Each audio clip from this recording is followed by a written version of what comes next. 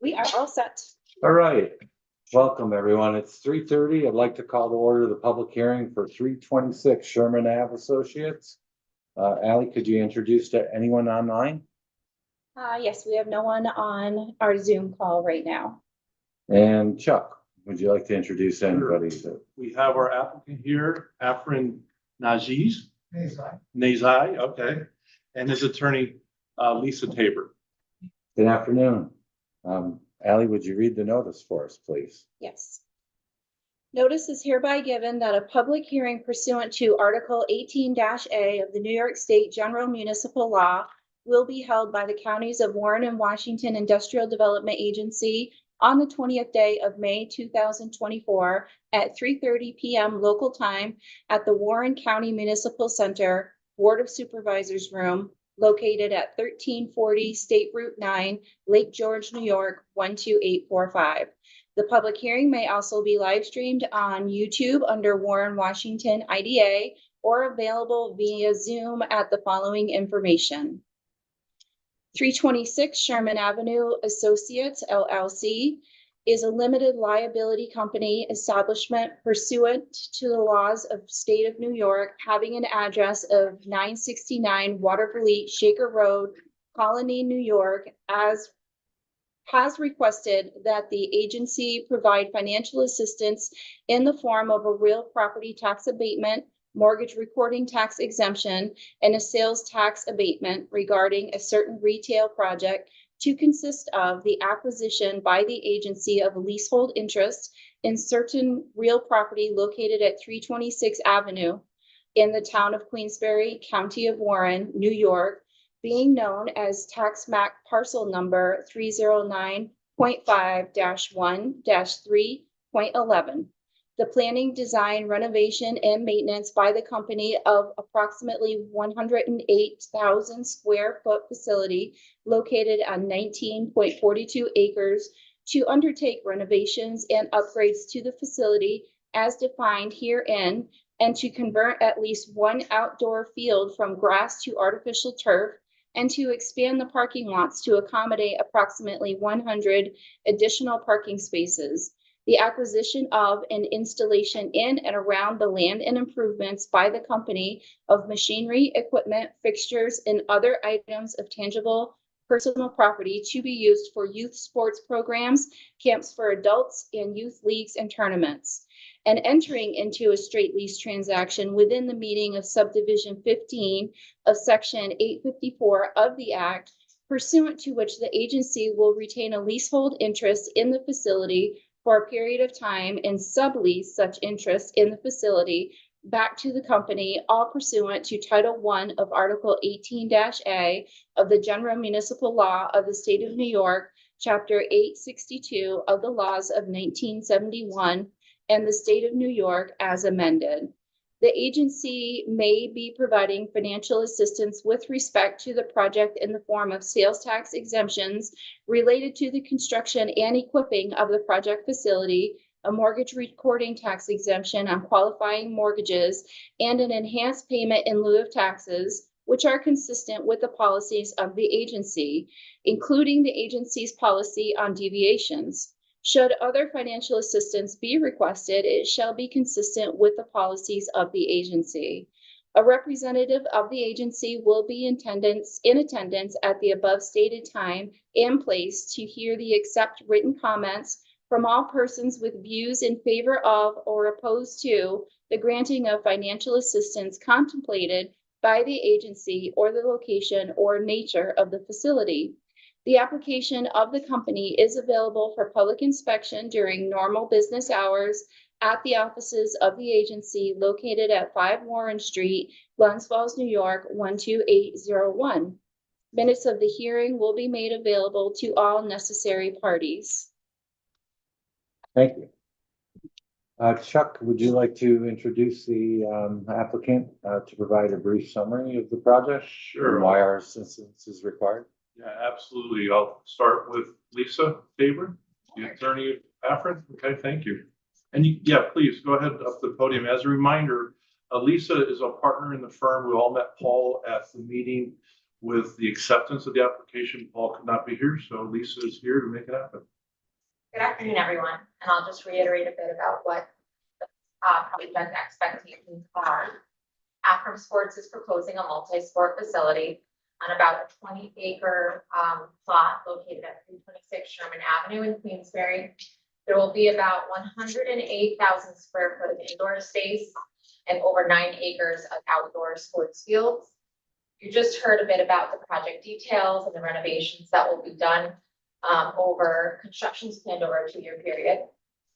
To share a little bit about Afrim generally, Afrim Sports currently has 5 locations: Albany, Bethlehem, Colony, Latham, and Malta. The locations have turfed indoor facilities and synthetic turf fields. There's tiered seating for fans, and there's concession stands. Sports include soccer, lacrosse, field hockey, flag football, softball, baseball, and the facilities all offer fitness opportunities for people of all ages. There are practices, games, tournaments, youth programs, and camps offered year-round at all facilities. Afrim's newest facility is in Colony. He completed a domed field, 4 outdoor turf fields, and there's actually a tavern on the turf restaurant right in the facility. So Afrim Sports in total has employed to date, I think, around 75 employees right now. That includes coaches, referees, office staff, and maintenance, many of whom come from local high schools and colleges. So pulling the community right into the facilities. So I just, I wanted to give that detail to show that Afrim has a large network of facilities in the Greater Capital Region, this being one that he would be adding to his network. With the acquisition of this dome, he would actually operate over 1 million square feet of athletic fields and 461,000 square feet of domes and indoor facilities. So we've submitted an analysis that shows how beneficial this will be to the economic impact of the area. I'm happy to answer any questions that anyone should have regarding specifics. Yeah, thank you. Chuck, do you want to go over the community benefits for Sure. everyone? Okay, can you hear me okay? Okay. So let's go over the investment incentives that are on the docket. The pilot schedules proposes a predetermined annual tax payments to the tax jurisdictions as follows: $5,000 in years 1 through 3, $10,000 in years 4 through 5, $15,000 in years 6 through 7, and $20,000 in years 8 through 9, and then $25,000 in year 10. Said payments are to be made to the tax jurisdictions based on prorated basis based on current tax rates.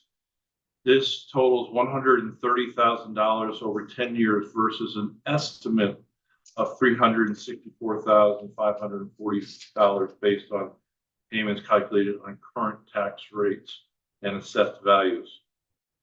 The estimated property tax benefit is $234,000, $540 over 10 years. The state and county sales tax abatement totals 7% based upon $575,000 subject to sales tax. The IDA calculates this estimated benefit to be $40,250. And then third, there'll be the mortgage tax abatement of 1.25% for an estimated non-SBA financing loan of $1,117,500. The IDA calculates this estimated benefit to be $13,969. If I could go on to the community and economic impacts. Lisa talked earlier about the economic analysis. Some of that information analysis is embedded in this report. There are 9 estimated benefits. First, to support the regional sports and recreational services for people of all ages. Second, generate an estimated 4 to 5 construction jobs with 50% of the construction materials at $300,000 sourced in Warren County. Third, support an estimated 8 full-time equivalent employment positions. 4, generate non-local visitor spending of at least $800,000 per year. This is half of what was in the economic analysis, just to be conservative in this overall analysis from the IDA. Number 5, generate non-local visitor sales and occupancy tax of at least $37,000 per year. Again, this is half of what was in the economic analysis. Generate additional sales tax of $7,000 per year from dome, merchandise, and food sales. Generate an estimated pilot payments of $130,000 over 10 years. And then finally, generate community cost benefit ratio estimated 1:40 over the 10 years. The estimated cost of the state, county, and town incentives is $288,759. The estimated benefit to the community is over $11 million. This translates to the 1:40 ratio. If you do the net present value of the community net benefit, it's $8.8 million over 10 years. Are there any questions? Thank you. Thanks, Chuck. We're going to open the floor to any other comments, whether they be online or in the room. Yes. Supervisor Stroud.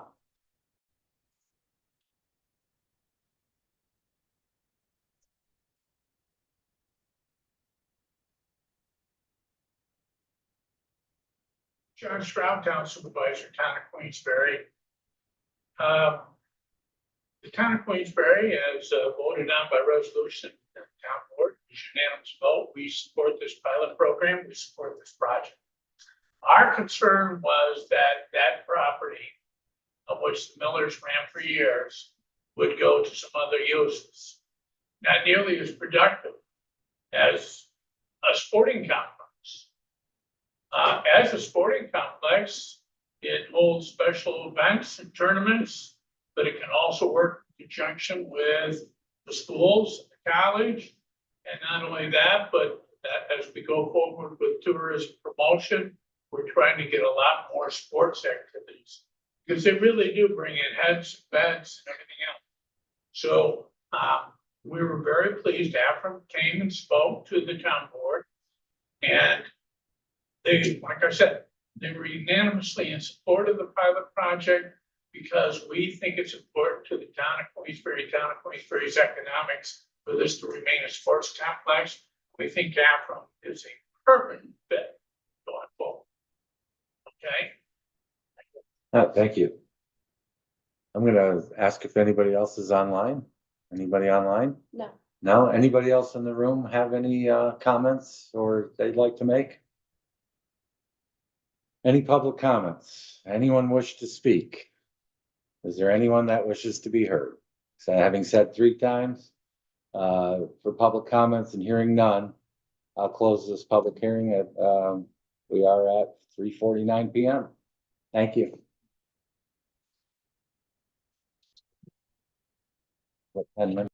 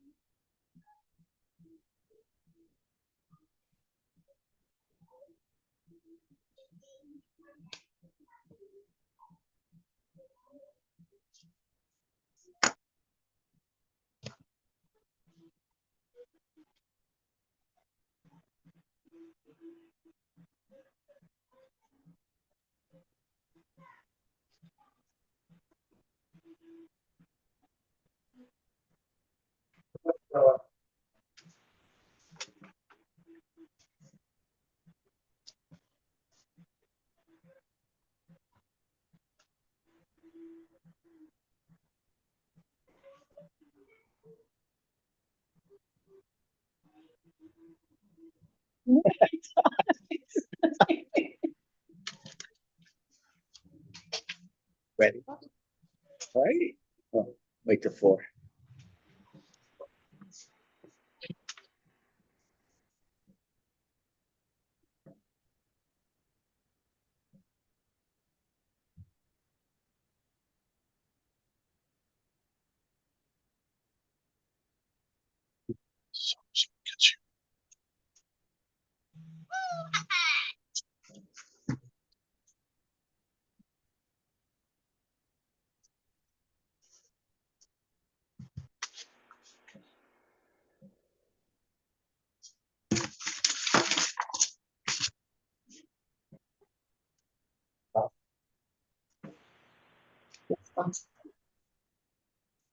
All right, 1600, 4 p.m. I call to order the Counties of Warren and Washington Industrial Development Agency meeting on May 20th, 2024 at 4 p.m. Roll call, Ally. Nick Romano. Here. Brian Campbell. Here. Ginny Sullivan. Here. Tim Robinson. Here. Dan Bruno. Here. Craig Leggett. Here. Trisha Rogers. Here. Juan Gonzalez. Here. We have a quorum. We have 8 out of 9. Great. Could we introduce anybody online, Ally? Yes, we have Mr. Bob Holmes on the Zoom call from RU Holmes Engineering. Great. In-person guest, Chuck, can we do it, round of introductions? We have Lisa Tabor here and Afrin Najaj. Okay, thank you. We also have Craig Darby here, and then we have our former chairman, Dave O'Brien here. Great. All right, everybody received the April 15th board meeting minutes. Looking for, I would entertain a motion to approve those minutes. Dan, second. Nick, any discussions? All in favor? Any opposed or abstain? All right, you also received the minutes of the May 1st IDA special meeting. I would entertain a motion to accept those. Dan, second. Brian, any discussions? All in favor? Any opposed or abstain? All right, moving on, new business. We will, let me give you real quick the, how we're gonna do the Afrim Adirondack Dome inducement resolution. Chuck will start with intro remarks and then he will, the resolution review with the representative. He'll introduce them. Kara will explain the nuisances of this resolution. We'll go into a Q&A session and then entertain a motion. Start with Chuck. Okay, good afternoon. On April 9th, the IDA received an investment incentive application from Afrim Sports titled 326 Sherman Avenue Associate LLC to support the purchase and further development of the Adirondack Dome built in 2004 on a 19-acre site off of Sherman Avenue. The owner of Afrim Sports, Afrin, and his attorney Lisa are here today. At our May 1st special meeting, we accepted the application. And this, by the way, is a very unique application where the request of property tax exemption from not only incremental property improvements, but also from base property taxes. The applicant has proposed specific pilot payments over 10 years. This triggers a deviation from the IDA's uniform tax exempt policy and requires formal approval from the town of Queensbury. That did occur on May 6th. Earlier today, we conducted the public hearing on the application. The purpose of today's board meeting on this project is to propose the application for final board approval. And with that, I'll turn it over to Kara. Okay, so the resolution itself goes through and identifies the, incentives that are being approved. As everyone knows, this was a deviation from our standard pilot, so the payments for the pilot, under the pilot agreement are standard set for a period of 10 years. That is then, approved as Supervisor Stroh indicated by the town, so they're in support of this pilot and that satisfies the requirements under your UTEP. You'll notice that there is a seeker determination based on the work that's going to be done in the interior of the facility. Because it's an in-kind replacement, improvement, et cetera, it's a type 2 action, doesn't require further review at this time. So the sales tax exemption at this point will be only for those improvements, that amount. Once the company has gone to the town, because it's over a 2-year project, once they go to the town, present their parking and turf design, they will come back to this board just for us to acknowledge the secret determination that the town board makes. So we won't be revisiting the exemptions or anything like that. We will just be revisiting and adopting the seeker requirement or the secret finding that the town issues when the company is ready to do that phase of the project. Because this project is providing a good or service to the community that would not otherwise be readily available if it were not here. This general municipal law requires that both counties consent to this. We've approached both counties, so we are on their upcoming agendas for their consent. They actually both meet on June 21st, I believe. So that'll be their final approval for starting the committee meetings this week. So the counties require us to come to their committee meeting first. And then if the committee approves it, then it goes to the full board. So the way the timing works out, it won't be until that 3rd week of June to move forward with the approvals. Other than that, it's just it's standard approval of sales tax, mortgage recording exemption, mortgage recording tax exemption, sorry, and then the deviation from the. Good. Do you want me to go through the incentives again? Well, I would, you want the rep to talk Sure, to the that'd board be one great. final time? Okay, so Lisa, would you like to come up and just describe the project a little bit? I know we just did it in the public hearing, but for formality of this board meeting, it'd be great to hear it again.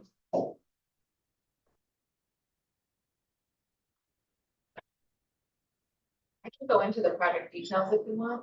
Can I do that? I think we're okay at a high level, but there might be a few follow-up questions.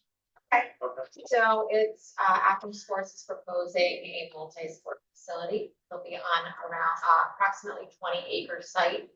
It's located at 326 Sherman Avenue in Queensbury. It will be approximately 108,000 square feet of indoor space and over 9 acres of outdoor sports fields. So that's a very general description of the project. Questions for greater details? Yes, sir. How has the growth been over the last 4 or 5 years? Things So- are happening. So Nick, could I just repeat your question so they can hear it online? Oh, go ahead. You said what has been the growth from? Yeah, just how. The growth of the how's it been over business? last 5 years. Okay, It's been significant because Afrim has had this newest location has been opened within that in Colony. So that's the one that has the domed fields, the 4 outdoor turf fields, and the tavern on the turf restaurant. Where is it? Right in Colony on All Nation Road. I would say numbers are higher than anticipated, especially given what's gone on for the last couple of years. Right, there was a growth.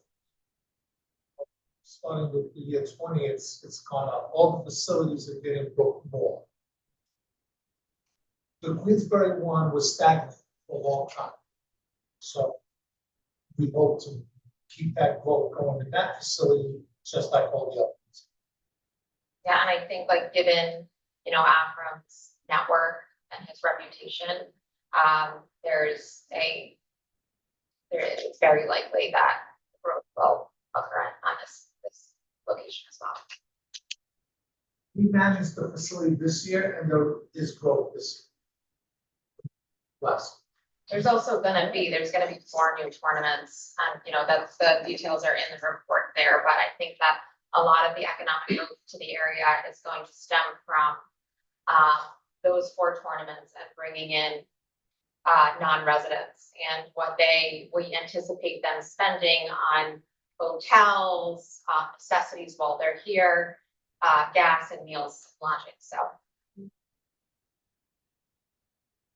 Okay, thank you. Any other questions?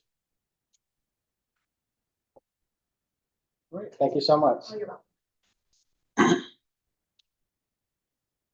Okay, I'll just quickly outline the proposed incentives again. The pilot schedule proposes predetermined annual tax payments to tax jurisdictions as follows: $5,000 in years 1 through 3, $10,000 in years 4 through 5, $15,000 in years 6 through 7, $20,000 in years 8 through 9, and $25,000 in year 10. Said payments are to be made to the tax jurisdiction based on pro rata basis based on current tax rates.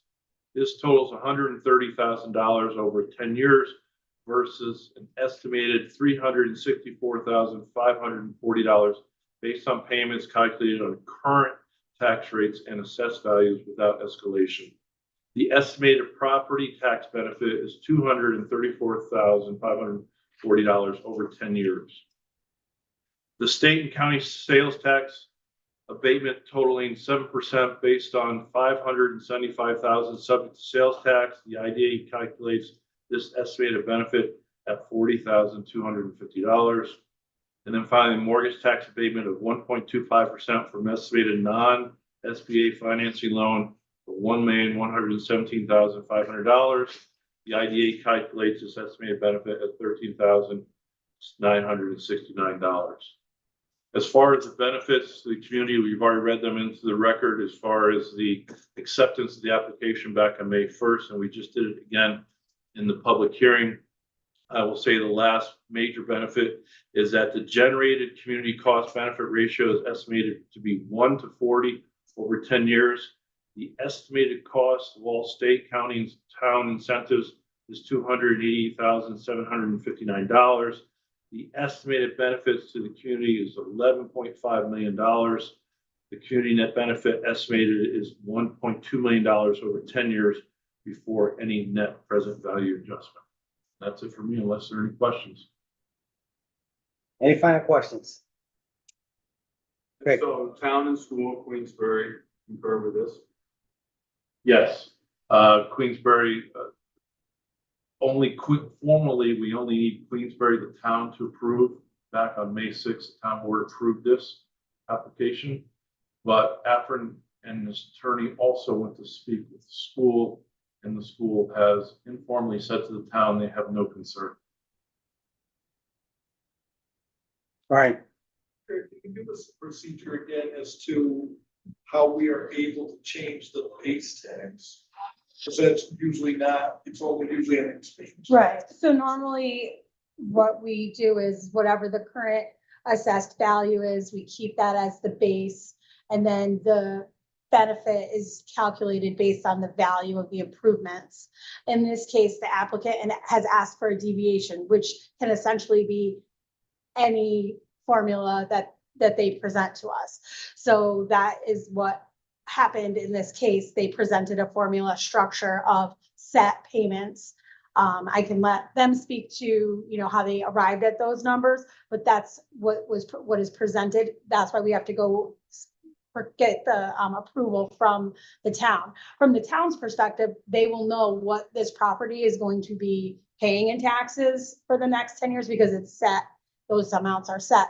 That doesn't, the special assessments, they pay based on whatever the current assessed value is. Right, so. The property is still gonna have its own assessed value on the tax roll for tax purposes, but the pilot payments, when they go out, they will be calculated based on this structure. But there won't be a base tax now because. Right, it's just gonna be a set. And that's why it's coming to the two counties. No, it's going to the two counties because it's considered retail under general municipal law. So we have 3 exceptions we can fall into: tourism, highly distressed area, or providing a good or service that's not otherwise available. The application indicated that they felt that they met that particular criteria. And so, you know, there are no other particular sports facilities in an immediate radius for people that are participating in the sports and things like that. So technically, the counties will be saying yes or no to the uniqueness of the service. Right.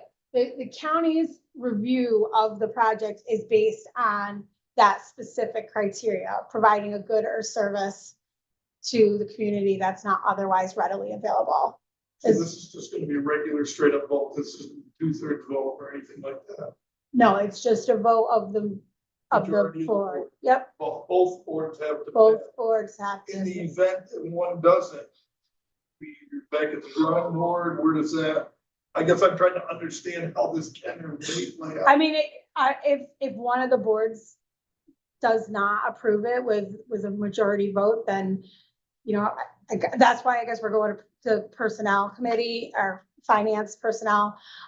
We'll see if there's any questions at that time, and if there's questions that we need to come back with.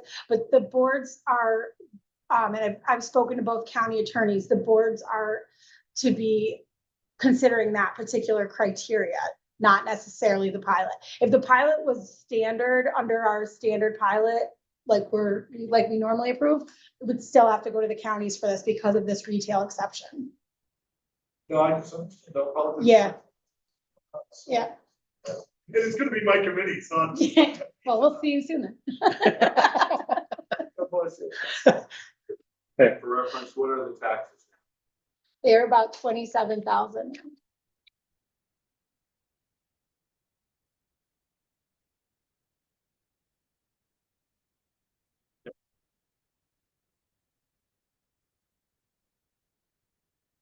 Any other questions?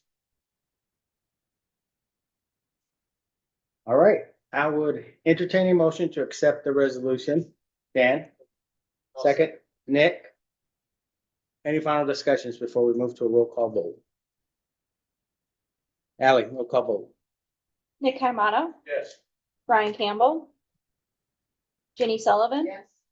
Tim Robinson. Yes. Dan Bruno, Yes. Craig Leggett, Trisha Rogers, Juan Gonzalez. Yes.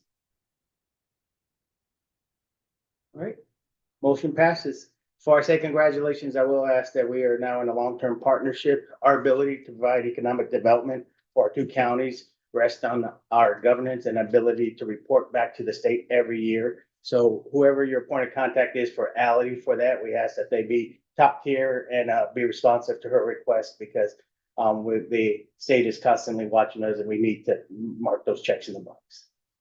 Congratulations. Thank you. Look forward to serving. Yeah, Absolutely. Thank you. All righty, treasurer's report, accounts payables, Tim. Sure, we have a few changes on the payables report that you have in front of you.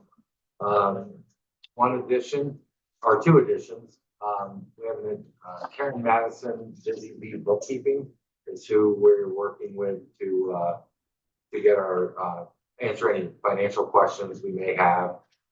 So I'm asking for approval of $250 check to be issued here. Also CBRE for their prorated portion of the soil storage acreage. That represents April's proportionate share. It's $120.40. We'd like to have that added into this accounts payable. A couple other things, correction under National Grid. The substation is 2003-4136. So that needs to be changed. And then First National Bank of Omaha should have had an asterisk saying it was already paid. And with that, I would ask or open up to any questions.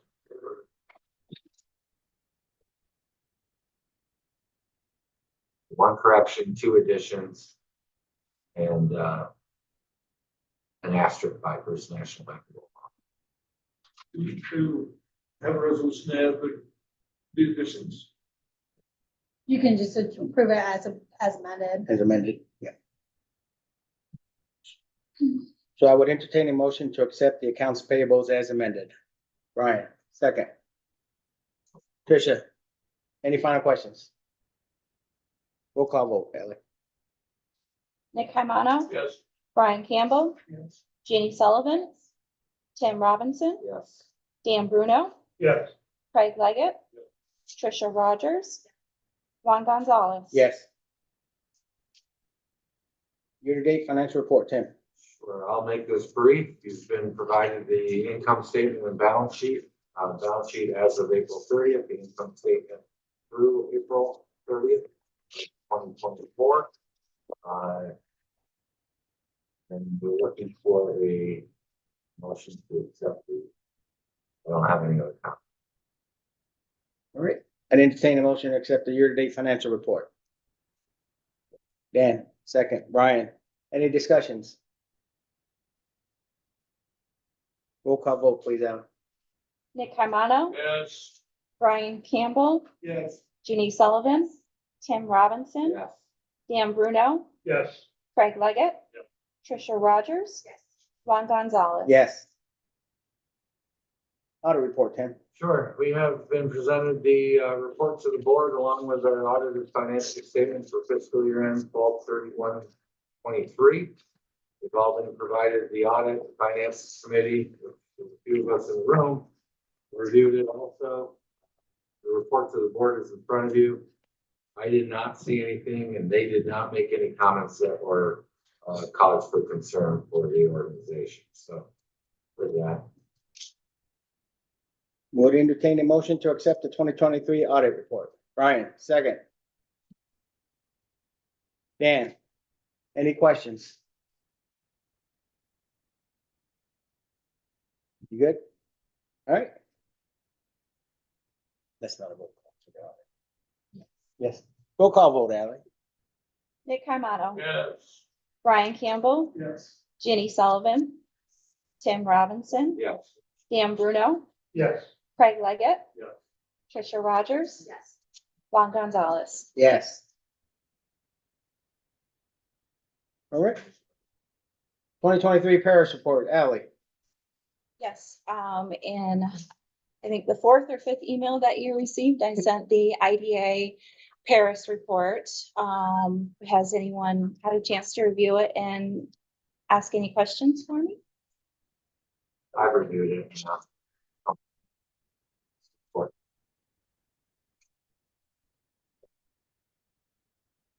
Okay, All right, I will entertain a motion to accept the 2023 Paris report to allow Ally and the treasurer to get that submitted. Craig, second. Gina, any questions, final questions, comments? All right, roll call vote for this one. Nick Caimano,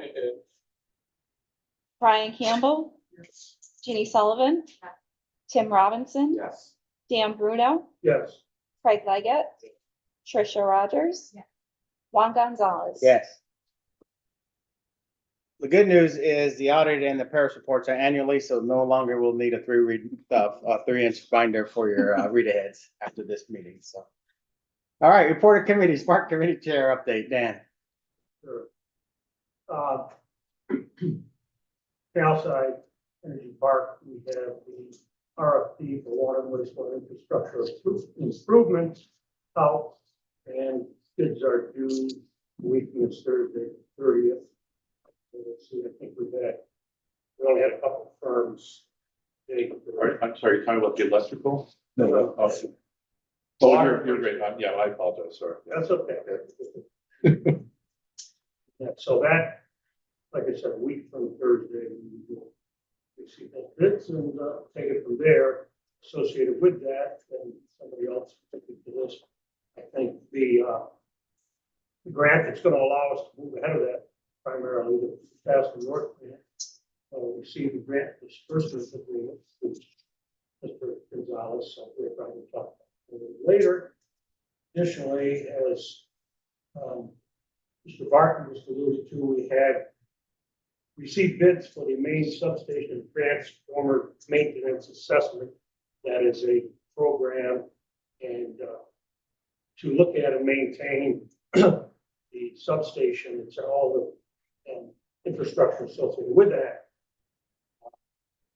Didn't know if you want to speak to that later. I can speak to it now if you'd like to see it. Okay, so we sent out the RFP about 2 weeks ago. And with the due date that the proposals being by this past Friday, as I indicated in a quick email this morning, we've received 3 proposals. All were qualified. They met our qualification expectations. Starting from the highest quote to the lowest, the highest was the DL Electric from Troy for $131,700. The next proposal was from Gross Electric in Queensbury for $59,380. And then the third and least expensive quote was from Our Electric Fort Edward for $32,727.39. So we have the 3 proposals. Dan and I reviewed them this morning and are recommending that we go with the Our Electric proposal. I don't know if there are any questions. As Mr. Martin stated, these are all good qualified electrical contractors. And any one of them could perform its work to our satisfaction. So happy that Our Electric came in with what they did. So can we have a quick resolution to go ahead and allow us to release? All right, I will entertain a motion to, for a resolution allowing the acceptance of the, Our Electric. Brian, first, second. Tim? We roll call. Yes. Roll call, Ally. Nick Hamada, Yes. Brian Campbell, Jeannie Sullivan, Yes. Tim Robinson, Yes. Dan Bruno, Yes. Craig Leggett, Trisha Rogers, Juan Gonzalez. Yes. Thank you. Okay, a couple more things, and I'll mention them. Other people may expand upon them later on, but we had inquiry from Grace Gillis regarding the requesting that the IDA for the planning of visual buffer trees on her property. Her property is adjacent to an Elsa. She had previously lodged a complaint about the keyword security lines, and they were about that. They adjusted them to her satisfaction. So anyway, I don't know if you got anything to add. She talked to Mr. Bartley. Yeah, as background, she had called me about this request and she explained that GE had put up some vegetation years ago, and that vegetation is starting to die off at the lower levels, and she is having increased visibility from her residence across to our site, and asked if we would consider the planting of additional vegetation. Told her, of course, I didn't have the authority to go forward with something like that. It'd be something we need to review with the board, and I asked her to send the request in writing. And now we do have the request. We were going to take it to the park committee, but certainly we'd like to talk about it here. Involve it with the board, certainly can do so. I think the intention was very good with this request. The issue that in my mind is the precedent issue of dealing with a request like that. So that's my one comment on this unique request. With the sheer amount of items we still have to get through today, I would ask that we continue to allow that one to go through the park committee in June, and we'll bring that back to the board once the park committee's had a chance to review that and provide a recommendation. Whether we like it or not, the precedent's already been set, right? He did it, but that was a corporation. That wasn't that was IDA. That's a difference. So I think it's a different precedent. All right. The other thing is, according to where they're planted and how they're planted, they're gonna pay to remove later. If we have something going in that area, unless it's on her property, I have no idea. But there's a lot of ands or buts in that one to figure out. Yeah, we want to give the park committee a chance to shine on that. Perfect. Keyword is A couple more quick things, the Blockade Way Bridge rehab. There was a meeting regarding that. Mr. Chairman Gonzalez attended it, I couldn't be there, he sent out an email back on May 14th regarding notes in that meeting.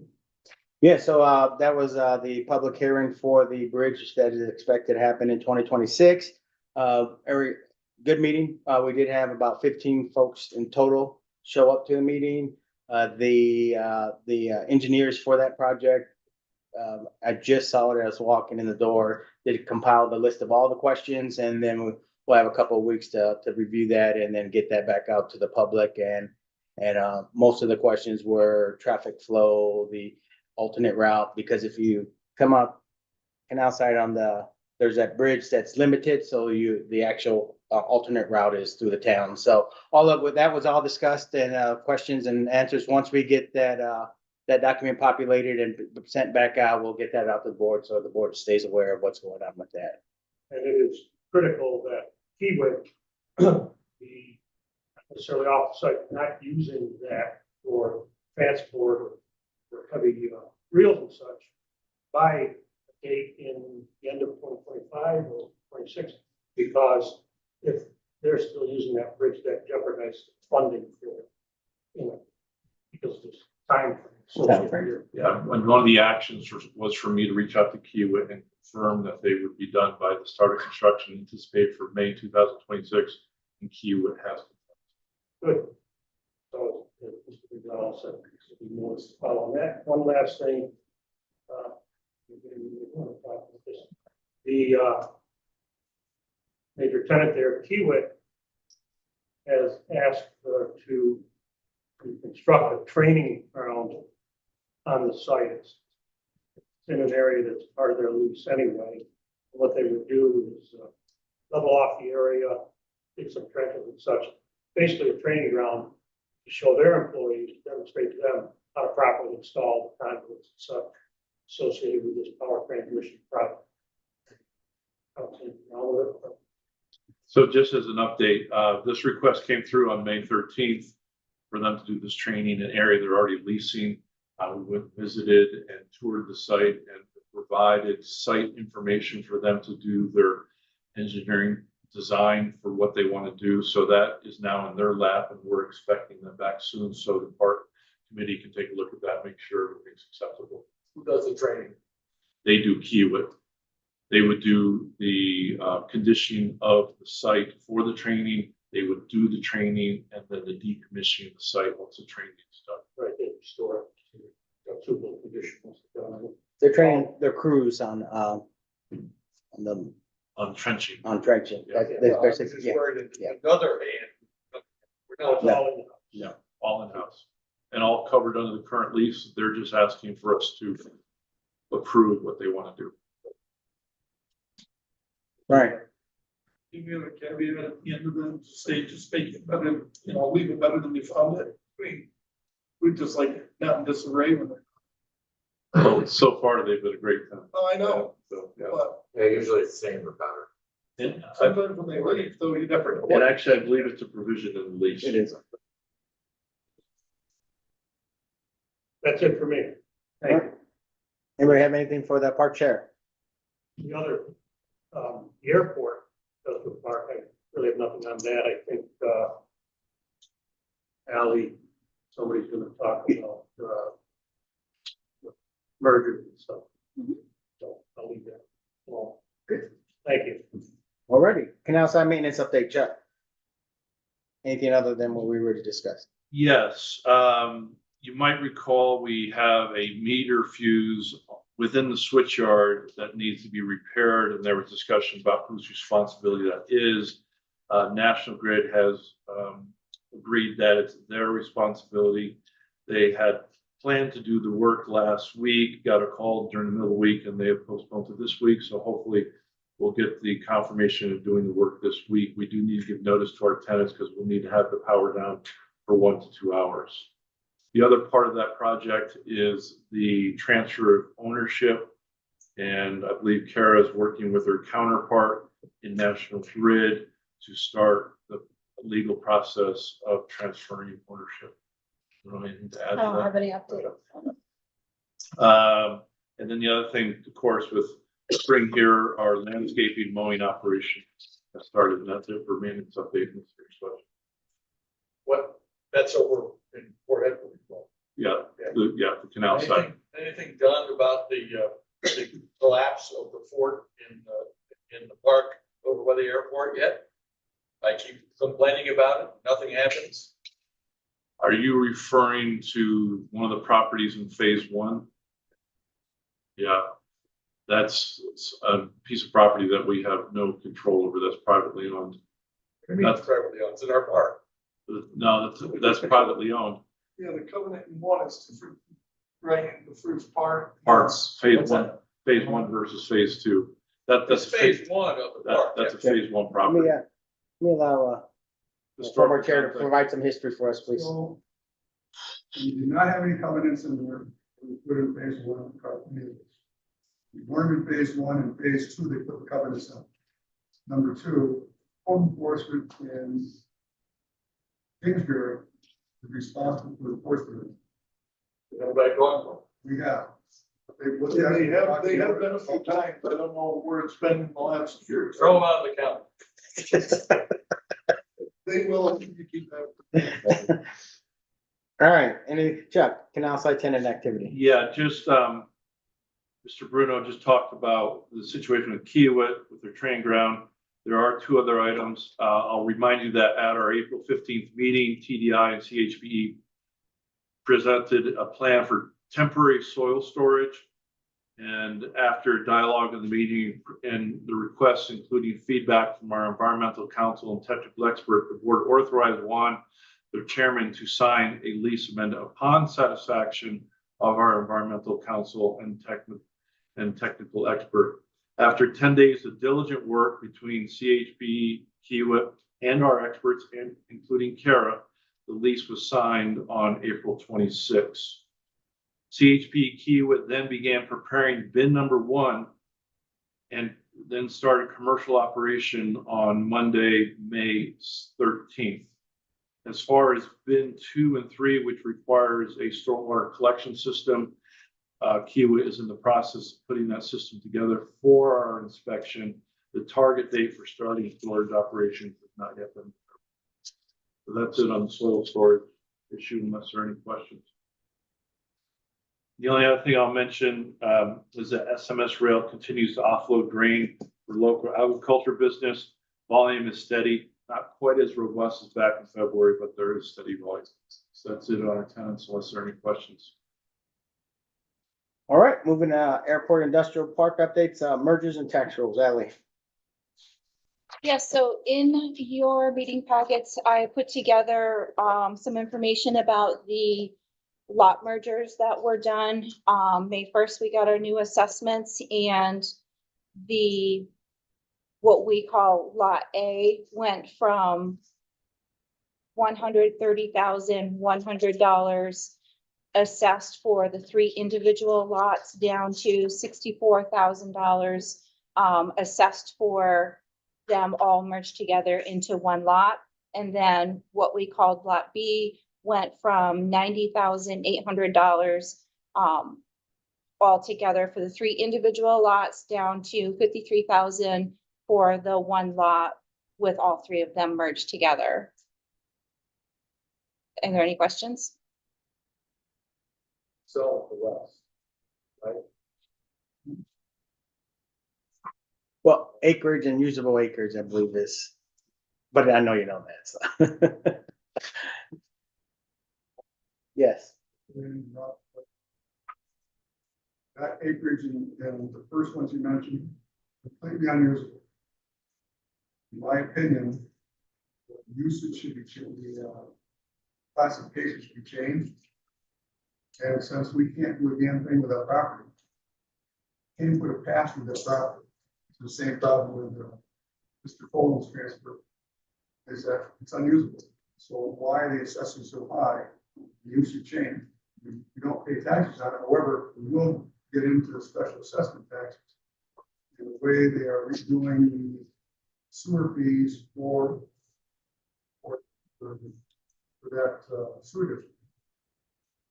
Why are we paying that much tax on something we never did use? So I think that's something that jury should advise them to handle that. BAR, And can we use it to trade off with wetlands and things like that? already done. It's already done, all that, most, all of the swap With the airport extension, we swapped that and that paid $160,000 for that swap back in. Guess we shouldn't complain with 4 years that. ago. A year? 4 years ago. Pretty good. Right. Taxes, actually going forward.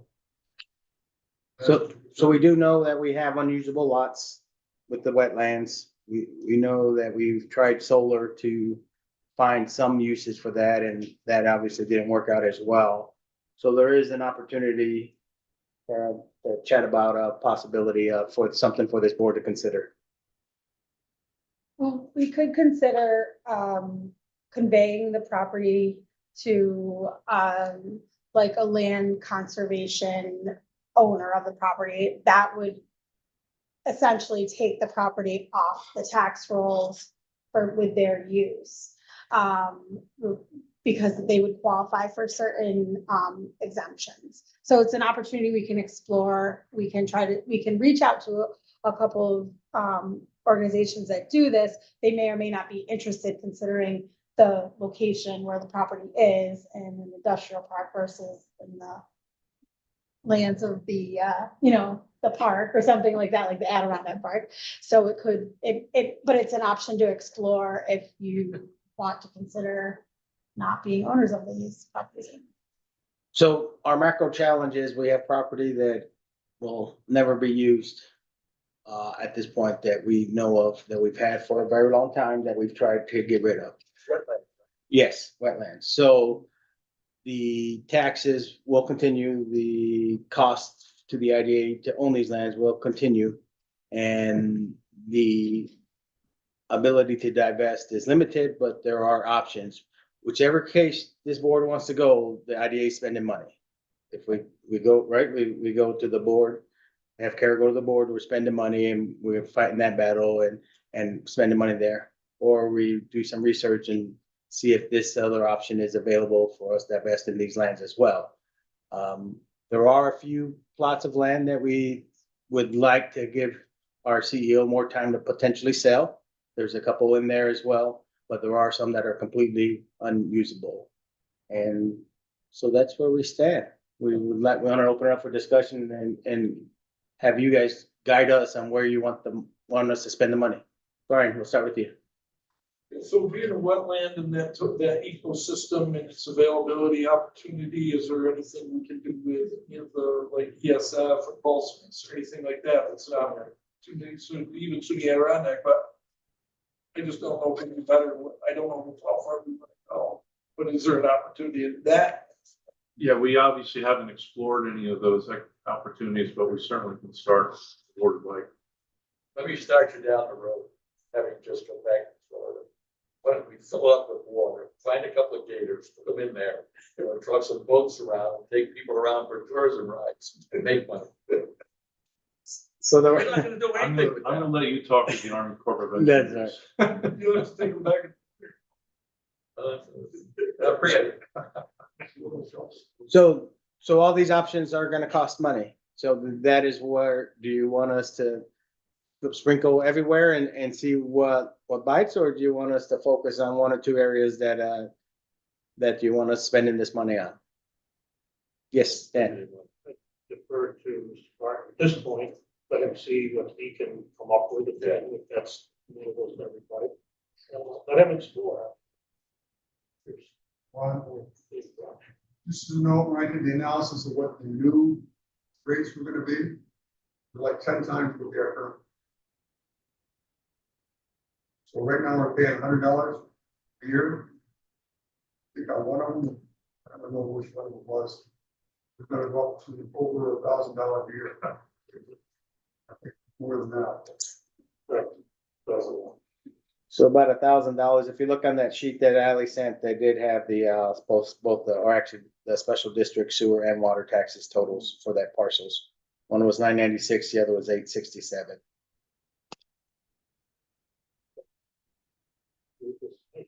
The new rate's gonna kick in next year. Next year, yes. 2 months. We're at the end of.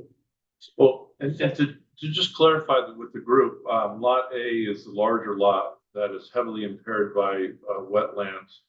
Lot B is undeveloped land, which still has developable acres. And we do have a party that has expressed interest in that lot B and has hired an engineering firm to do a site plan to then support an application to us. So good news is we have one of these lots that might be purchased and developed. What does the Corps of Engineers say? Anything? They're the one that says Yeah. deed restricted. Yeah, Yeah, Will they take it back? particularly lot A, they're the ones that have, remember, we had a solar company that expressed interest, an Army Corps of Engineer. They weren't, compatible. So is the process go to grievance then first? That's what you're asking, whether we go to grievance, but we have to do that regardless. so, that's that is, at this point, going to grievance and starting to build those fees and possibly at that point, if they disagree, sue the town of what we've heard, all that compounding that cost for what we're gonna pay for pretend what we know, what we have already, which is unusable lots. So what would be the alternative? Land conservation. Land conservation, Land We still conservation. need that, or we could do that without anybody's approval? That's the town. Yeah, I mean, you could do both. So with the land conservation, it's essentially turning it over for So we forever. could sell it without having to go to the town. Right, the town, the stop at the town is with either classification or assessed value. I don't know that. I don't know that just a reduction in the assessed value really gets you where you want to be. I don't think that exclusively will assist. It is odd to me that it's still classified as industrial property. That Right. part you probably take. Being a wetland, it can be. industrial. We've sensed the town is aware of the restrictions. They had asked for copies of that documentation at the time we did the merger. So they've reviewed the Army Corps covenants and restrictions that make that property unusable.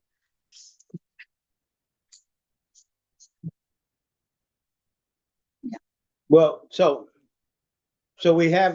what I'm reading the board, we have allowed Chuck to explore, or at least Kara to explore the divestment options. We have to decide whether we want to put money into, trying to get the town to change the zoning and from where it's currently at to where it's going. We do know, and then what was that third option that you mentioned, SUNY? SUNY Adirondack, BSF, and Paul Smiths are all, environmental type places that we have an opportunity for teaching and things like that. I'd be happy to talk with both organizations and also explore land conservation opportunities. So there's a couple different paths we can go. Whatever. Won't happen overnight. It will take some time, but, Got till Friday. right, Before before the bills go up. it's an educational opportunity within our local areas. All right. Be ideal. So we've got, Chuck, 3 options there. Yeah, if you have an opportunity like that, that's better than just giving it away to conservation. Does the board want us moving towards the, to go to the, Board of Assessment review? At this point, we have no further documentation that will allow that, for those that know the process, to provide for them to change their mind. For those that are on board reviews or have done board reviews, understand that going in, they're correct, and we have to provide factual information. So we've already provided, Kara's already provided them With the restrictions they would be. with all the restrictions that we have available to show the lot has changed, so. What about an appraisal? Or what? An appraisal. We have one. Grievance day is coming too, where we go. Yes. That's it. That's why we're asking now. So the appraisal shows that for properties that are developed, be $25,000 or thereabouts per usable acre. For undeveloped lots, which are lots that don't have roads and utilities, the appraised value is $12,500 or thereabouts. But if it's wetland impaired, it's not developable, then it's worth near nothing. Isn't that your grievance? Yeah, Isn't that that your? is a grievance. That's what I'm saying. Right. Grievance is coming, that's what they do. Is that appraisal from post Army Corps restrictions? Believe that that appraisal is 2-3 years old. Up to years old. So that's, Probably have to do it after you do the verdict, right? yeah, On that particular Mhm. lot, you probably have to get a new appraisal. Grievance is not the appraisal, grievance would be the usage. The usage, and if it's not developable, then it Well- doesn't matter. Is it part of the grievance, the value of the property? Most people. Well, that's- Well, that's why most go. Real estate guy in the room, on a bank, I don't know.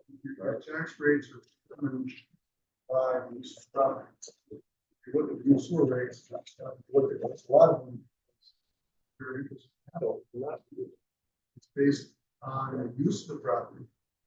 As well as value, I mean, create value too, but I don't think value with anything, I think getting the. Our case, getting the. Classification sheet, undeveloped, whatever it is, Mhm. the swimming pool, I think that's a key thing that's gonna get it. Okay. Pushed over. So, you know, so it's undeveloped. It is undeveloped. All right.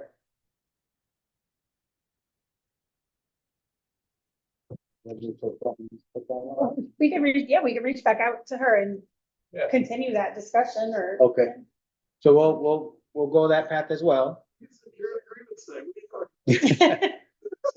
What are you talking All right, when account payable is high, I want to remember this conversation right here, okay? This- Coming up soon. We're spending I money. think it's This true. is what we're doing. Okay. We shall, unless anybody has concerns, we'll go that route and see if we, again, they got most of the facts, but we'll see what Kara Magic she might be able to come up with. I'll send you my wand. There's no way they can leave it commercial if it's undeveloped. It's just not possible.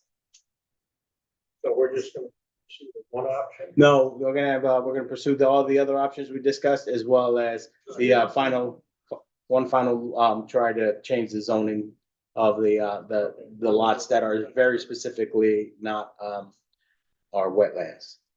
All right, new lot purchase updates, Chuck. Well, we touched upon one of the lots, is Lot B. We have a company that has toured it and has an engineer working on a site plan, but the company has not yet submitted an application to buy. They're waiting for their conceptual plan. We do have a company, Obex Holding. We've talked about this in the past. They are interested in I'm sorry, let me step back and say Lot B is when you go around Ferguson, it's the undeveloped area to the left or to the north. The area to the right or to the south is this other property that Obex Holdings has actually submitted an application to buy. I followed up with them a couple of weeks ago, and they said they put the purchase on hold right now. They would not cite a specific reason, but right now they appear not to be moving forward with their application. We'll give them another month, and then we'll reach back out and see if they want to withdraw their application. And that's it, unless there are any questions. So real quick, we've had some of these lot purchase nibbles on that, and I just wanted to have Kara review the application to the board quickly, just so everybody understands that these will continue to take time, and as much as we try to speed these up, there is a process and due diligence that we have to follow. Yeah, so the process, basically, we are the first stop in an applicant's journey for development. So if they're interested in one of our lots, the first thing that most applicants do is want to secure the property and be sure that they're under contract for it. So before they start incurring any other fees as far as engineering, surveying fees, title work, getting financing for their project, getting board approvals, the first thing they want to do is tie up the property to ensure if they're going to spend all this other money on arguably due diligence items to be sure they can do their project, they want to be sure they still have the property. So once they enter into a contract with us, they have tied up the property from our end, we can't sell it to another person, but there is a long list of items that still need to be completed after they sign a contract with us. So we're kind of the first stop. But as far as the application goes, we request a number of documentation to be provided at the time of the application. Then we prepare a contract lots of times because we want to know the overall project. They have to come back to us again. So it's because the board has taken a position historically not to sell on speculation. So you want to know that there's going to be a project that is happening there. So they may not have all of their plans in place at the time they apply, which is why we have that contingency for them to come back and say, okay, I got all my approvals. You're comfortable with the approvals, and now they're moving forward. Previously, we used to almost always include a reverter language, which said if you didn't do your project in X number of years, that the IDA would buy the property back from you for the same amount that you purchased it for, less expenses. Well, in recent years, lenders just have said, we're not having that language in the deed if we're going to be lending you money on this project upfront for their construction purposes. So I understand sometimes it feels like we're coming back and there's not a lot that's happening. And in many instances, because we are that first stop, there is a lot that happens after on some of these larger projects that go through the process. But they are required to submit to us everything. They have to go through all their approval processes. And but I have 2 updates on the ones that we are selling. I don't know if anybody has questions about the. So any questions from anybody? Again, this is there'll be a quiz at the end of today's meeting on this, so. We're getting close. All right, column cell, Kara. Okay, so that is scheduled for Thursday, so that will happen. We have documents, so that's Thursday. We'll close that one out finally. Yes. And then Hilltop, which is DHB Management LLC, they received their approvals at the town's meeting on Thursday or Wednesday, I'm sorry. And so there is a contingency in the approval resolution that we previously adopted that would say that we would come back to the board for final seeker adoption of the Kingsbury Planning Board. That was approved Wednesday. Ally was there. I just found that out. Sorry about that. And so I don't know if you want to have that one will be ready to close too once we adopt the findings and the approvals of the Kingsbury Planning Board. There is no outdoor storage. I should mention that. Our resolution was contingent upon review of the proposed outdoor storage that has been removed from the overall project altogether. So there's no requirement to approve that or to approve a variance for that. And Ally, confirm that all that was accurate, Everything went well. Yes. so we can entertain a motion. So we would entertain a motion to accept that. The Kingsbury Planning Board seeker determination and approvals. Craig, second. Dan, any discussions? Roll call. Roll call vote, Ally. Nick Carmano. Brian Campbell. Jenny Sullivan. Yeah. Tim Robinson. Yes. Dan Bruno. Yes. Craig Leggett. Yes. Trisha Rogers. Juan Gonzalez. Yes. All right, final votes by George. There's really been no activity except suggesting to the owner to reach out to the sewer district.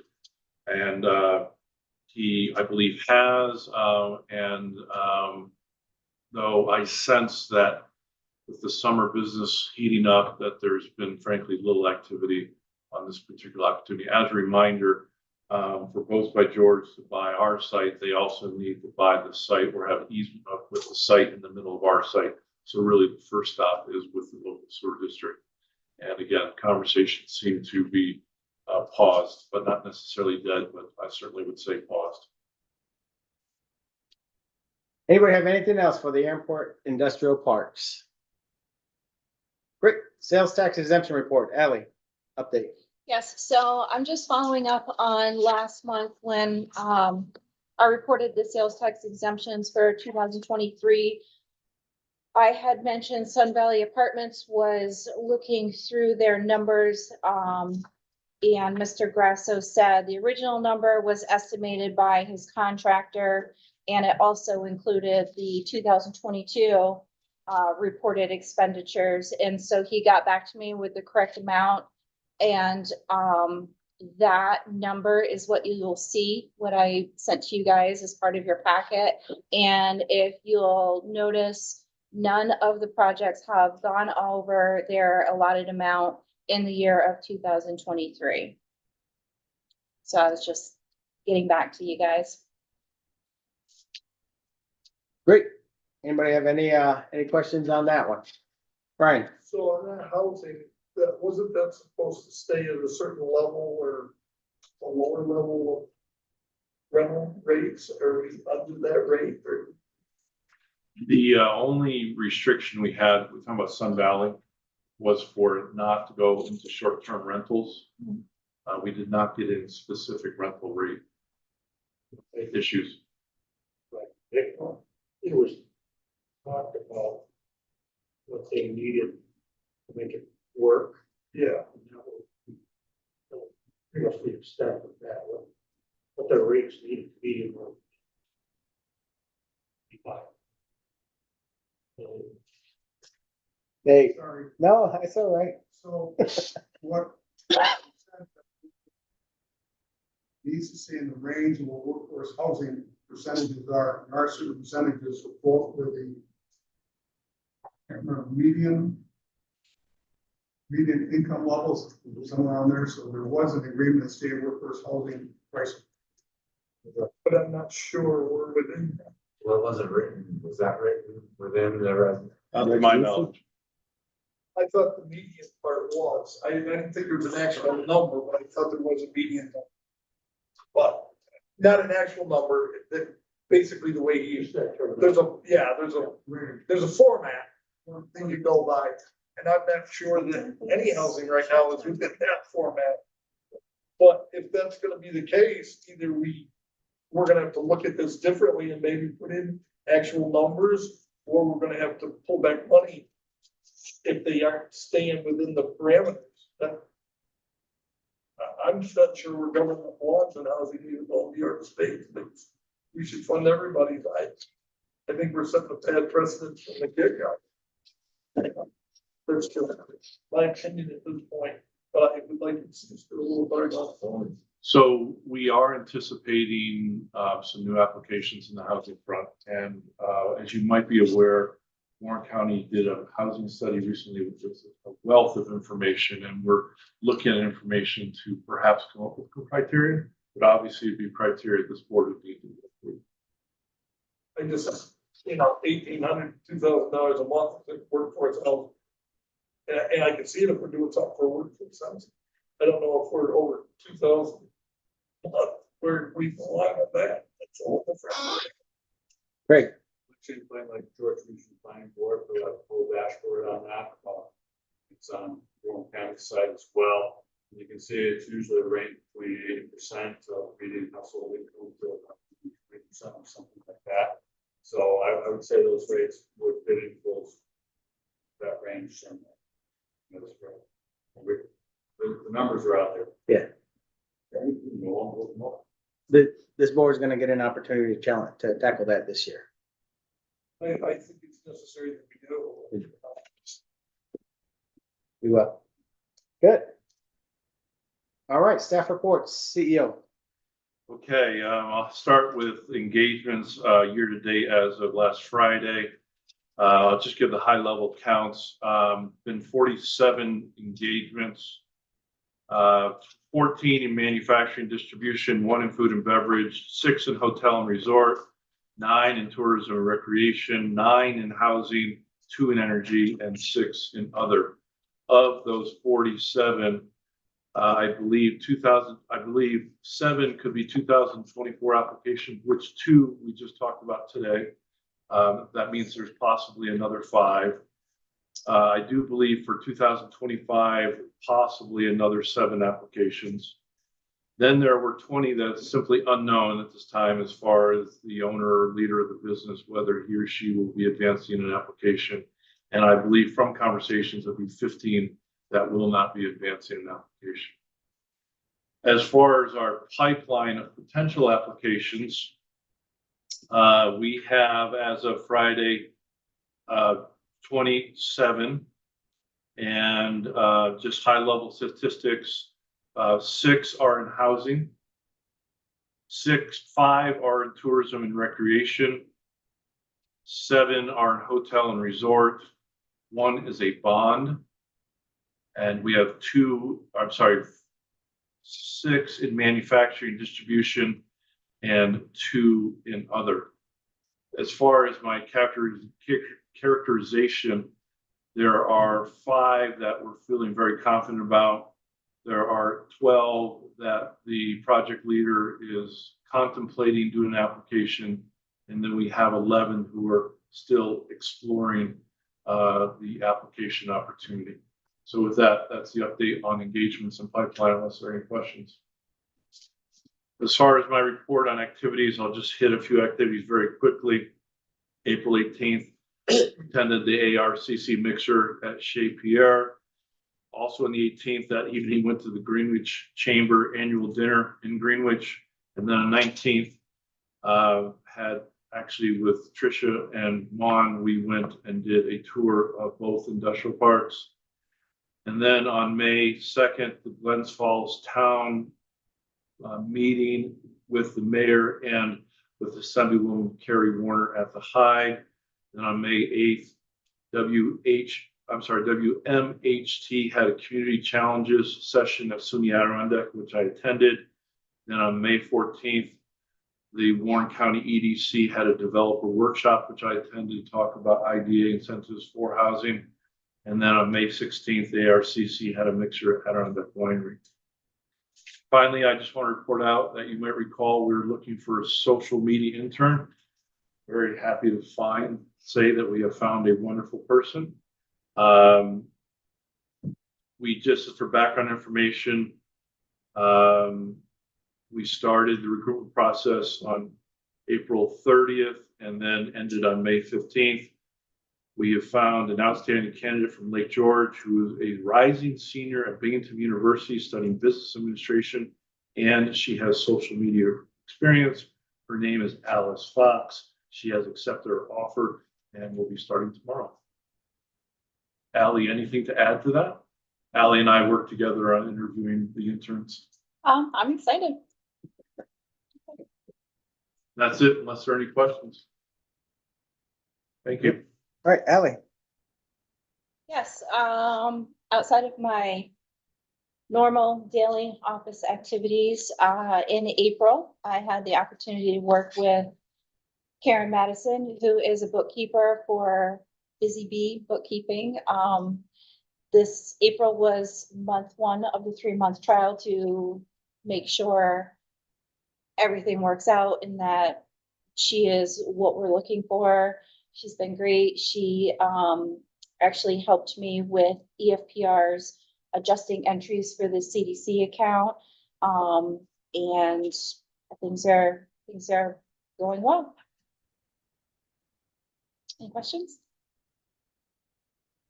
So just a little background on that. The current gentleman that was helping out is kind of phasing out, and so we were looking for someone else, a 3-month trial. Once we get past that, then we'll bring to the board, should that work out for us, bring to the board a proposal for professional services to the full board. So good. All right, anybody have anything for Ally? All right, grant distribution agreement, the final 1.5 inch packet in your binder. You have seen this before multiple times over the last 6 months. We had submitted drafts and we have gone back with some legal clarifications as well as some administrative wording. What we're looking for now is the approval of this board to allow the chair to sign this document and move forward to the execution phase of this grant request. So instead of going page by page, I'm gonna open it up to the floor if anybody has any further questions. This is a point where we will commit the 1% fee, as well. As well as, the public hearing fee, which was a couple $100 as well, that we will be submitting with this document once we gain approval by this board, should we gain approval by this board. All right, open the floor up for any questions. We really have no other option. This is the point where we've decided we're executing or we get out of the game, pretty much, yes. It's that simple. 1% fees due at the time. Yes. Is that- The convenience fee, the 47,000 is changed, yes. And I know we've been talking about this for months now, hence why I was confident we wouldn't have too many questions. So I just wanted to put that on the record that this is not the first time this board has seen this. We have been through this quite a bit. All right, I would entertain a motion to allow the chair to sign the documents and move forward with this project. Dan, second. Brian, questions? All right, roll call vote, Adley. Yes. For the record, Nick Caimano, You gotta say it one more time. Brian Campbell, Yeah. Ginny Sullivan, Tim Robinson, Yes. Dan Bruno, Yes. Craig Leggett, Yeah. Trisha Rogers, Juan Gonzalez. Yes. C comes before B. They are in no particular order. Okay. All right, we will move to our educational session. Chuck, introduction, please. Yes, I'm happy to introduce Craig Darby. As you've heard the name before, he is from CBRE, representing the marketing of the Canal Side Industrial Park for both leasing and sales opportunities. And Craig and Dave and I have been working together for a couple of years now, and it's been a pleasure and nice to have you here to talk to the full board. So with that, I'll turn it over. It's my pleasure as well. Again, Craig Darby, we have CBRE Albany, now we are currently CBRE Upstate New York. That basically changed about a year ago.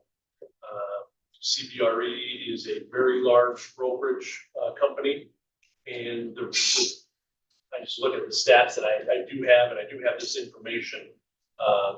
It is, one, I believe everybody has seen the fact sheet of the property. If not, I actually brought with me an industrial report, which I thought would be helpful for everybody to kind of understand where we feel where the market is for industrial properties, which in my opinion, it's okay. It's not as robust as it was, say, 2-3 years ago when it was COVID. Everybody feel like COVID, caused trouble with the industrial market.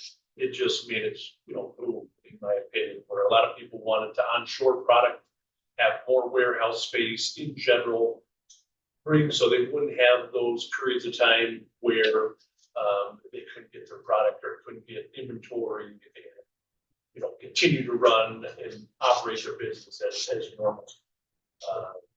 Not sure from a marketing plan standpoint, I do have that here as well. CBRE has been, I would say, the number one, if not say 2 out of the last 15 years, we're number 1 in the just not last year, but normally, typically the number 1 commercial brokerage house in our region. I've worked with Dave and Chuck, now Juan, at that site. We've had some interest level. Of course, we always feel like we want more interest level. And we have one of the buildings leased out on a short-term basis, and I think we were going to kind of talk about that this evening as well. But our main goal is try to, one, fill that last warehouse building, the 41,000 square foot building, or sell that entire project. Is really the main goal is try to, get some form of income stream, which I think we've gotten that now with CHPE and Hewitt. It's just, that last vacant building of, is really the biggest income producer that we just haven't filled yet. So I don't know if, I'm here to answer. I know I've met most of you. I think a few on the Zoom calls back during COVID. I think I've recognized a few of the faces. But if there's any questions or we can kind of get into what Chuck kind of had planned is, where 1 hour electric is and the next steps, hopefully with trying to improve that rental rate in that building. So questions? Overall trend, so industrial has gone down a little bit since the pandemic. Is anything coming or shifting that we should be aware of? Right now, e-commerce has always been, I've said e-commerce or 3PL companies has been the driving force through COVID in the last, say, 2-3 years. And that's still one of the top players in that. It is, people are ordering online, getting the goodies or what, in general, the things through the mail. 3PL is, I'm not sure, third-party logistics. Basically, someone has, they're going through that third party, they don't have the trucks or the staff, they want to move products and everything, they hire a third party logistics company, and they do all that. They have the truck and staff, the employees. It's a little easier for the smaller mom and pops to have those 3PL companies. Sure. Well, New York isn't exactly manufacturing friendly either, even though I know they want to do chips. Other than that, our state has not been manufacturer friendly. Is there anything else that they are friendly towards, or is there any other reason manufacturing would want to come to New York? Well, they wanted to onshore more things, of course, what happened in the previous years. They want to bring as best they can manufacturing back. I think New York is still very challenging. I think California and New York are 1 and 2 of the most challenging to deal with. I think the education, all those things that are here, the colleges, the capital in Albany, I still think people still want to be here in New York. It's just less attractive. But the schools, people grew up here, I don't want to leave here either. So it's just a matter of trying to find ways for manufacturing companies to get here. And I think incentive wise, Afrim was trying to do that, with the dome there, just what are the incentives to be able to help those businesses either come here or stay here and grow? Well, we just lost a Ford dealership right on the Vermont border here in New York, and they said they just don't want to be in New York anymore. It's that bad. Mm-hmm. So if a car dealer didn't want to be in New York, I can't imagine what manufacturing. Yeah, it's challenging. Okay? So if you go back to history, and sorry, I've got a lot of history here. If we looked at it, we had several stumbling blocks. The first was 5 years ago, whatever it was, just before COVID, we had a manufacturer wanted to come in, little plastics, and we're right down to the wire. And all of a sudden, they revisited their overall structure, and their parent company was a $1.00 person, and they pulled the plug because of events and the rest of their company. And one of the reasons for doing this was they wanted to expand to get the radius 600 miles. So that was manufacturing, despite manufacturing, it was also good as aging infrastructure here. I think as we looked through our studies, we looked at what the uses were. Agriculture was a big one. So that didn't mean farming down there. It meant expansion of storage for grain or use for grain. May have been food processing plants, slaughterhouse, all these things we looked at. The biggest barrier to this point has been 2 things versus the grid. In the temporary road, we solved that issue. Now we're working on signing an agreement that takes us to the next step of getting water and sewer in there. So it's been a long process to get here, but there's been a lot of interest, included data warehousing. It was included electronics firms coming in. It included, good lord, energy environmental firms coming in. We're going to use as part of ours to manufacture big turbine blades here and ship them down into one of the supply plants down in Albany, carry them down. So there's been a lot of different uses. And, you know, it's always been the stumbling block of how long it's going to take to get it ready. So there are many different uses. You look at our Western Sampson study, they mentioned several areas that they did research on, look at and expand. We have, if we look at expanding that, there's a lot of follow-up and some of our other studies that were done. So, you know, marketing, especially the one that the National Grid paper, most of us in Sampson. But there's been other areas of interest. It's just getting to a point where it's ready to go. Point was not that didn't have water and sewer, it was the time it would take to get there. Want to start with the small warehouse? Let's get the spiciest topic up. The 1 hour electric, that building is about 25,000 square feet. There is a difference between the small building and the large building. You know, with the small building where 1 hour is, they have an office component. There is heat there. There is, in general, it's improved where someone can be there in operating, as you can see now. Where the larger building is, there is no office component, there is no bathrooms. The way that was built is it's contained if there was a spill, so there's lips on it, so if things were to spill, there is a difference between them. But I think what they are currently paying now is well below where the market is today. And I know it was, you know, when it first happened, I think it was more on a month-to-month basis where, you know, we get some form of income, helps these guys grow a little bit. Now I think it's, correct me if I'm wrong, Chuck, it's been a year and a half. Yes, and yes, and I understand from Mr. O'Brien that when we made the original arrangement, sort of a temporary arrangement, and it obviously has gone on longer than what we had originally anticipated. And it might have gone longer than what they had originally anticipated as well, but I think it's the way they're operating, I think it works well for them. I think they've shared interest in doing something, whether it's a loan release or purchase. But I think if we can, and I know we kind of touched on it, if, you know, from drastically changing where their current rate is now to where we feel or I feel the market rate is, it's a substantial move.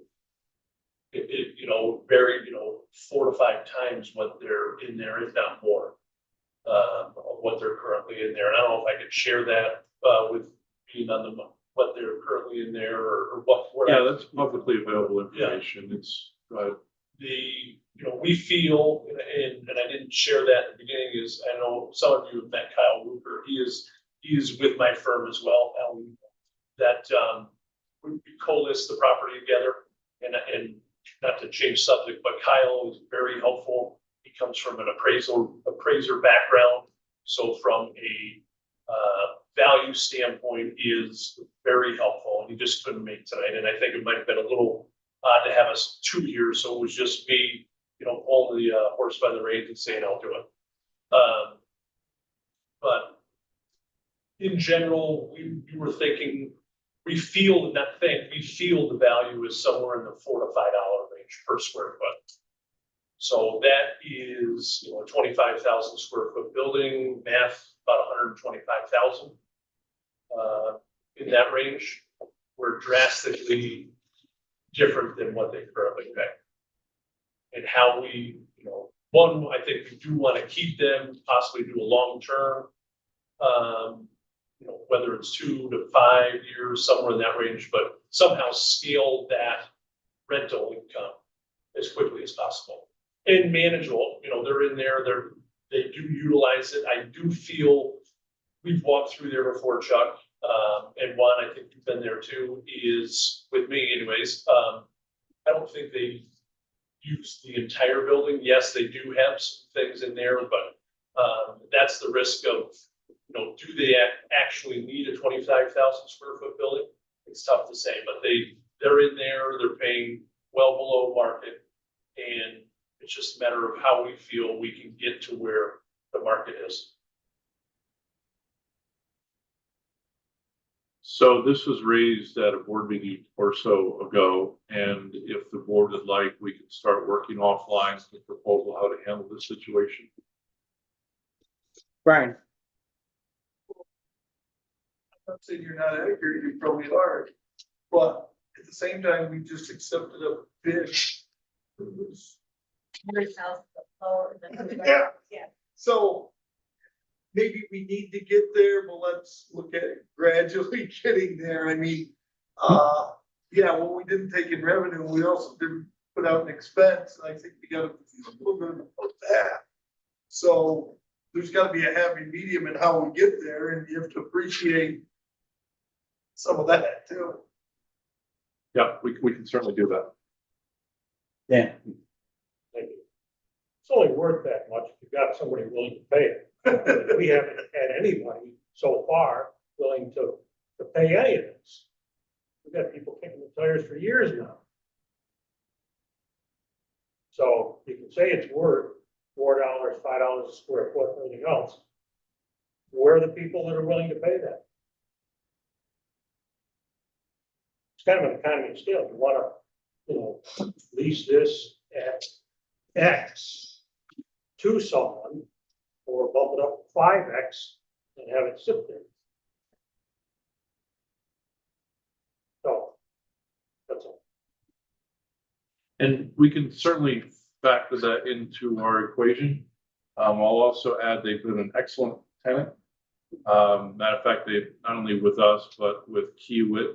Kiewit recently just hosted their safety session in our electric building to help out Kiewit out. So they have been a good tenant.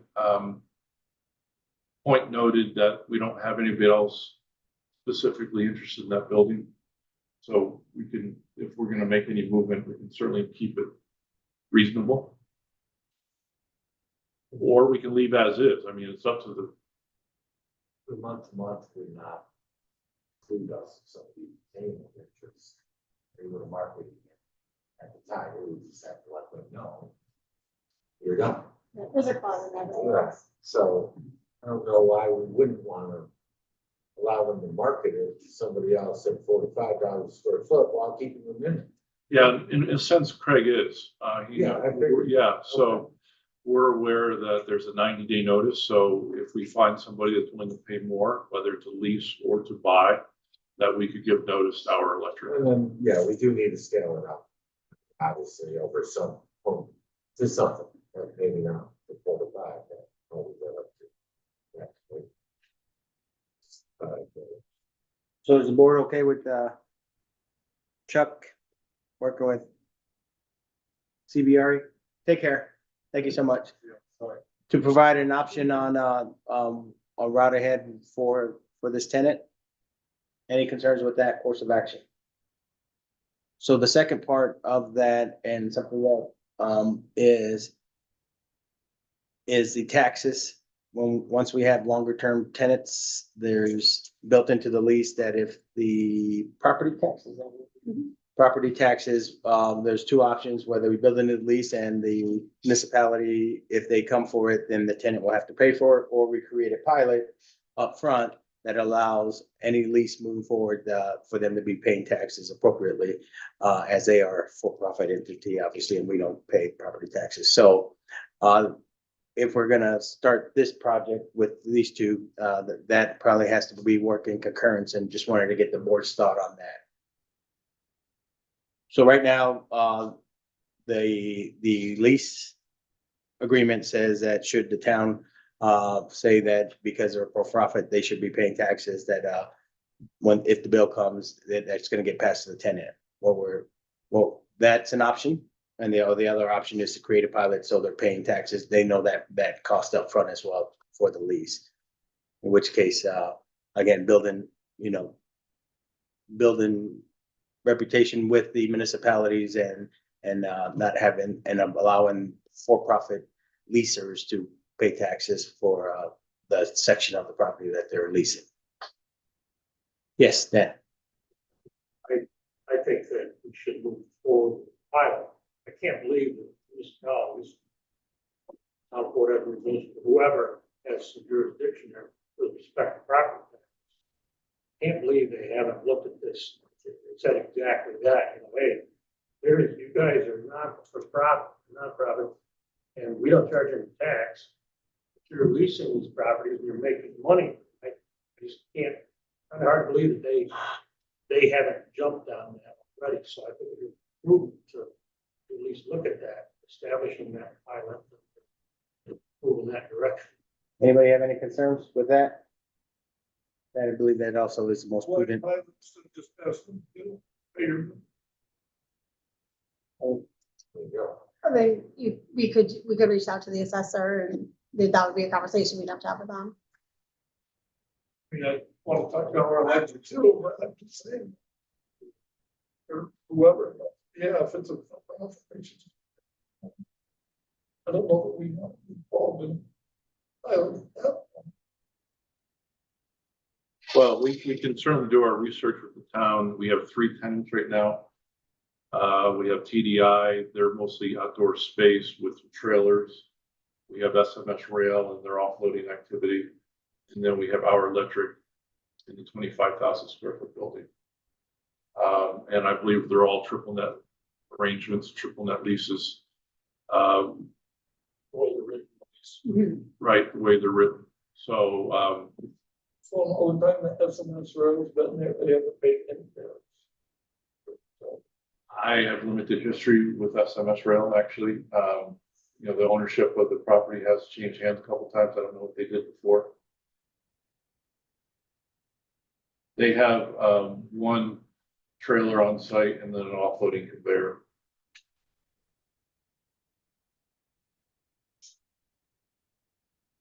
All right, so he'll continue. Tricia, did you have any? No, it's rushing. Oh, okay, all right. Dave. The issue is really no long-term leases. Short-term lease would be enough with all electric. SMS, there is property on WCC side where that operates. We are paying taxes on it now. So there is some complexity there. And I think that if you look at the PEI operation, I think they're looking at the benefit that's bringing to the community. And $279 million is going to bring it to Washington County. So I think that there's things there. And I don't know where you want to go, that's certainly up to you, but our board's aware of it. Well, they actually plan on getting the job done in Layton. Our electric may not feel that way. They're on a 90-day lease. If you start with them a pilot, they're a 90-day pickup, they could exercise that option, you end up paying a lot more than they thought. That's the same thing. It's better occupied or not occupied. Right, so you guys are better at it. But there's more tentacles here. Probably should be discussed offline because there are some complexities here. It's not just an ownership case. So long-term leases is what we're looking at here. All right. Good. So the board's okay allowing Chuck and the CBRE team to explore a longer-term lease and go from there. All right. And we obviously will come back with the board before we do anything. We'll just do our homework back. That one's off the table. We will, we obviously will need to reach out to the town. Obviously, and talk with them about property tax. Which town? Town of Port Edward. And that's what we're talking about right now. So We also have a portion, of the property that's in the village, probably less subject to property taxes, but just as a reminder, there's a property line. Village taxes, this is school taxes. School taxes are only in the village portion. They're very high. Village tax and Fort Edward is very high. When it comes to the town portion of it, town portions are lower. And the school taxes under Hudson Falls School District is much lower than the full Port Edward. Yeah, there'll be a lot of moving parts with this one. It's a good result. Good, all right, keep moving. Craig, can I ask a question? Just a, different topic. We're, as you know, working on infrastructure. We'll have sewer in place in 2 years or so with also improved water system. Any comment on the marketing of the property based on those infrastructure projects? Well, I think it is very helpful to have that. I think what we're, I was gonna mention that is from a tenant standpoint or someone that's looking to purchase, knowing what their overall costs are. If the taxes are lower, it makes it more attractive than going to somewhere else. If the school tax, what we want to do is make it is the most attractive for tenants. Because what they're going to do is look at their bottom line.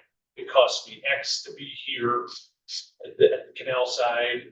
Typically when someone is looking, they're not just focused on one location. They'll have a variety, excuse me, they'll have a variety, say it's 2 or 3. Hey, if one doesn't work out, I still have 2 left. In general, someone is not just looking at Warren County. I hate to say that, but if someone, usually they'll have 2 or 3, whether it's Saratoga County, even Albany County. But what we want to do is make it as attractive enough as possible. Whether the taxes are low, whether it's a pilot program, whether it continues the way it is now, which we don't feel like it will, where there's no property and school tax, but we want to make it as attractive as possible is the main goal. Thank you. So are you already cooking in the price or the sewer and expanded water into offers that are coming in now? Yes. Okay. Yeah, I don't think, the $4 or $5 from a lease rate, I don't think it changes if the water and sewer does come. I think, capacity wise, water is there. It's just in sewer and water, and still get the engineering and everything like that. I don't think that changes. I think we can possibly hold firm on that, so to speak, but it wouldn't drastically change those numbers.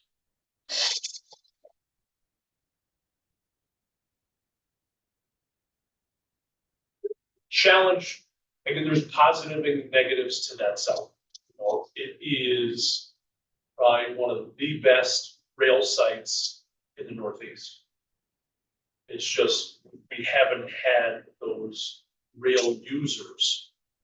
I know Dave mentioned the one group, I think they're in use. We do have people looking, they just haven't gotten to that substantial where we're talking, hardcore numbers. Warehouse users, where do they want to be? They want to be 2 turns to a highway. With the canal side, that is an absolute negative from, say, your average warehouse user. Would they rather be, not to compare, but exit 18? CLI is all along Corinth Road. There's land there, there's, a client of mine has property there that in general, for your average warehouse user, that's a more attractive site. So getting over to canal side is I don't want to say challenging, but it's, let's say it's 20 minutes. It's just very, very similar to, say, the airport land, where, come across Quaker, come across however you want to do it, it's another 15, 20 minutes to the highway. That's the challenge, that's the negative. And, people here, how do you get around that? I think that is, you have to make it economically make sense, where there's a substantial difference between exit 18, 19, or wherever someone is. The economics, can be the driving force in that matter. We didn't finish the job a long time ago. Well, there's water and sewer, I think, you try to make No, it I'm talking about attractive. roads. Roads. Oh, okay. Stop.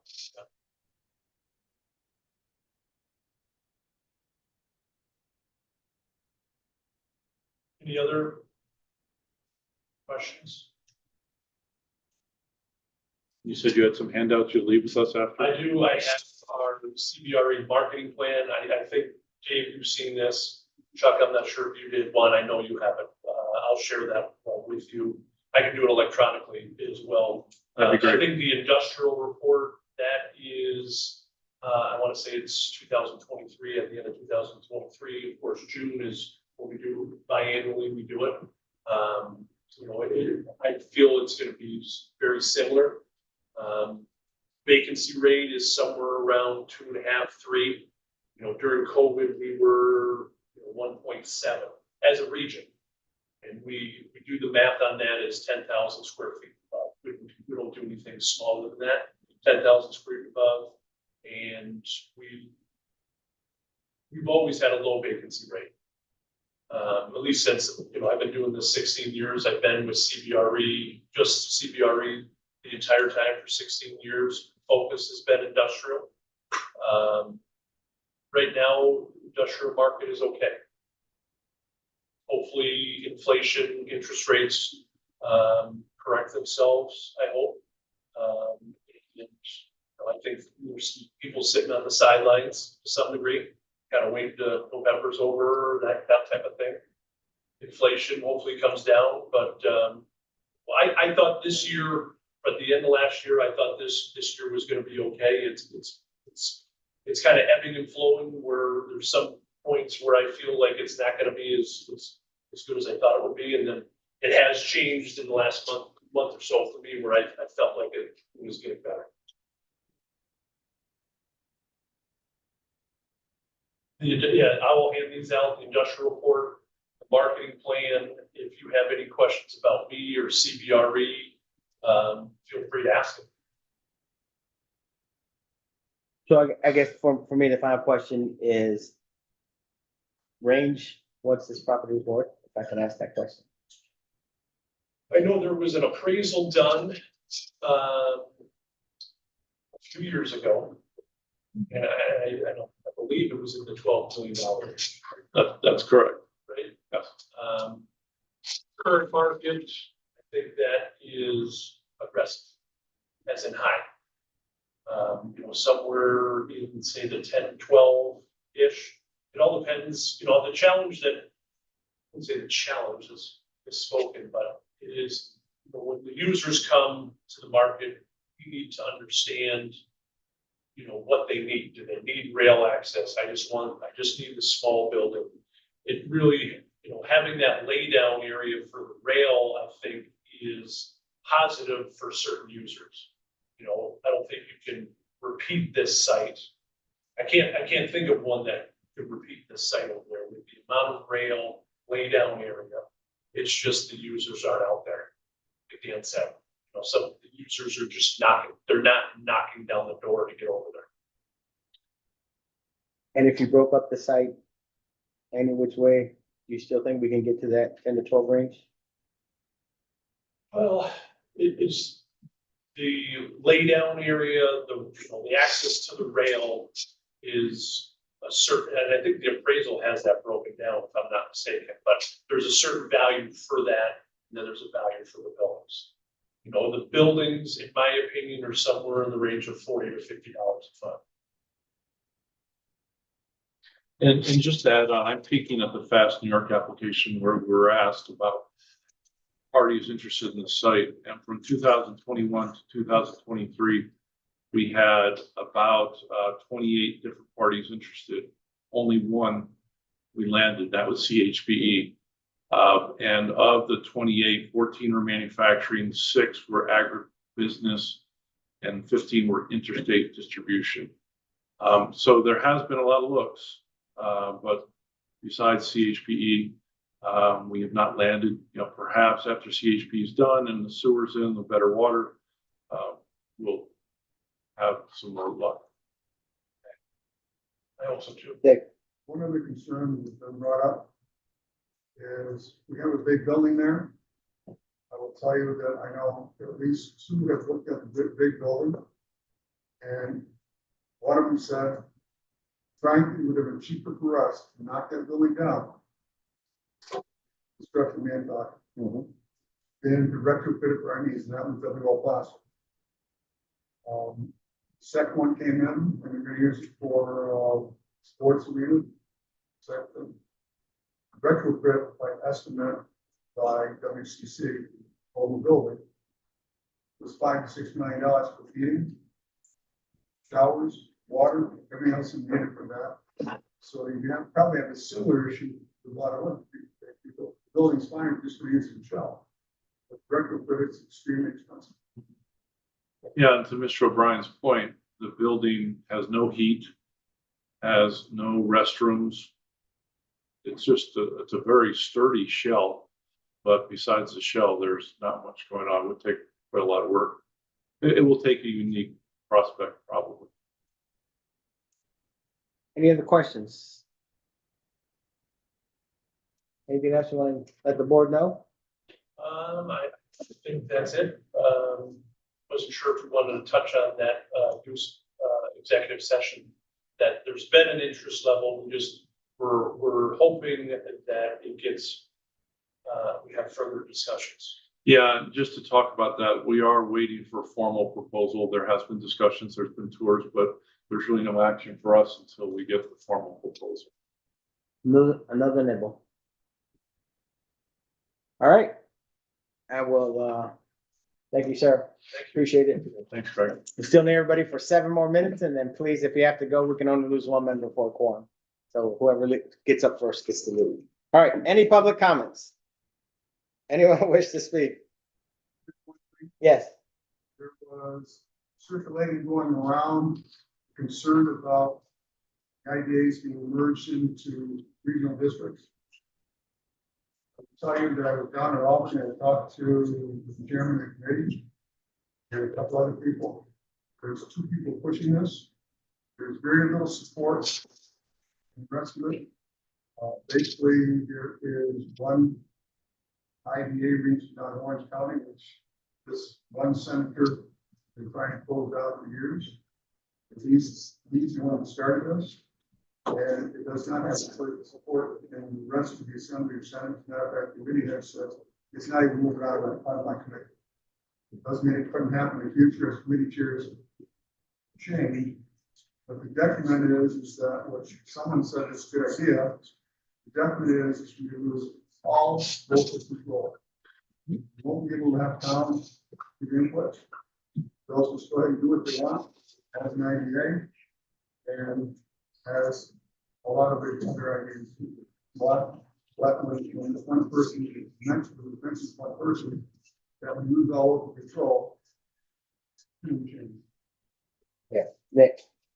That's interesting, and I would have Stecker and Simpson put their areas to the ground where. There.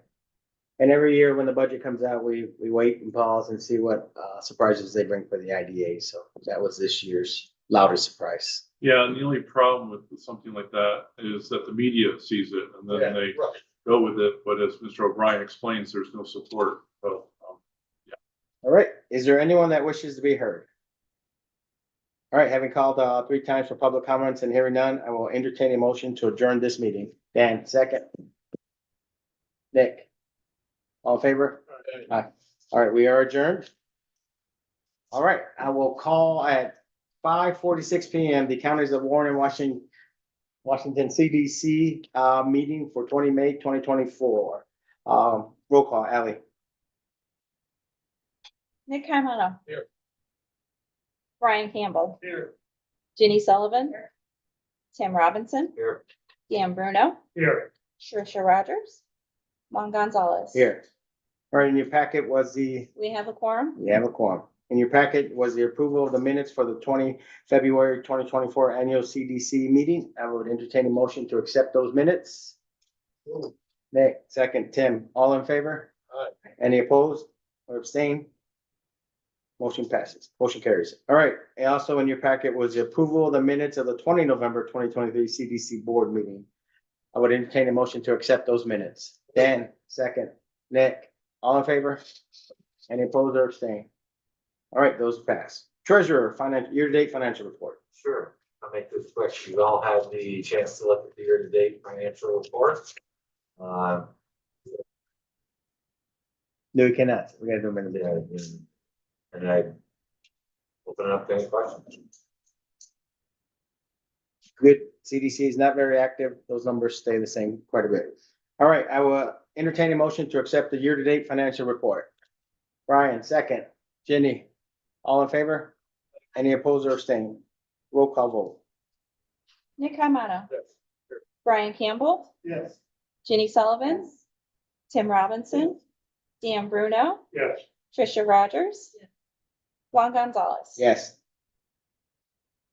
Motion carries. Right, the final audit report was, part of the CDC was contained in the audit report for the IDA. It's a combined statement. So with that, I'd ask, if there's any questions on the final audit report. All right, I will entertain a motion to accept the 2023 final audit report. Mm. Nick, second. Brian. Any final discussion? Roll call vote, Ally. Nick Amato, Here. Brian Yes. Yes. Brian Campbell. Yes, Ginny Sullivan, Tim Robinson, Yes. Dan Bruno, Yes. Trisha Rogers, Juan Gonzalez. Yes. All right, Tim. The next item is the IRS Form 990 that I've signed today, reflecting that has to be filed by our auditors. Asking for, and if there's any questions on it or no. All right, I would entertain a motion to accept the 2023 IRS Form 990. Oh, Nick, second. Ginny, any final discussions? Roll call vote, Ally. Trisha Rogers, Yes. Dan Bruno, I'm excited. Tim Robinson, Yeah. Ginny Sullivan, Brian Campbell, Nick Amato, Yes, yes. Juan Gonzalez. Yes. Now the last item we have is, I'm sorry, Carries. you didn't need a roll call on that. For Paris? Yeah. Yes. No, on the IRS form. Yeah, You just We did it. just We just did a did roll that. call on that All one. right, yeah. All right. I'll catch you. It's getting late. It is. The 23 Paris report has been presented to you, and it's all its glory. It's a lot of pages to look through. I've reviewed it. And we're looking for your approval to move it to the office of the. The authority's budget office, you mean? The ABO, yes. authority's budget office. We need to do that. Final approval based on what. All right, I will entertain a motion to accept the 2023 Paris report. Brian, second. Ginny? Any final discussions? All right, roll call vote, Ally. Okay, Nick Amato, Yes. Brian Campbell, Yes. Ginny Sullivan, Tim Robinson, Yes. Dan Bruno, yes. Trisha Rogers, Juan Gonzalez. Yes. Right, any public comments? Anyone wish to speak? Is there anyone that wishes to be heard? Having called 3 times for public comments and hearing none, I will entertain the motion to adjourn this meeting. Oh. Next, second, Tim. All in favor? Motion adjourned. I would suggest that, that somehow, but it's ridiculous, once we get